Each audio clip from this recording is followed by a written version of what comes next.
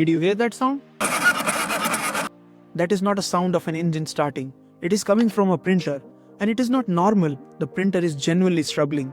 This grinding sound is coming because the drum or a fuser is working overtime. Because the toner's particles are not right. And if the fan is going crazy, it means your printer is overheating.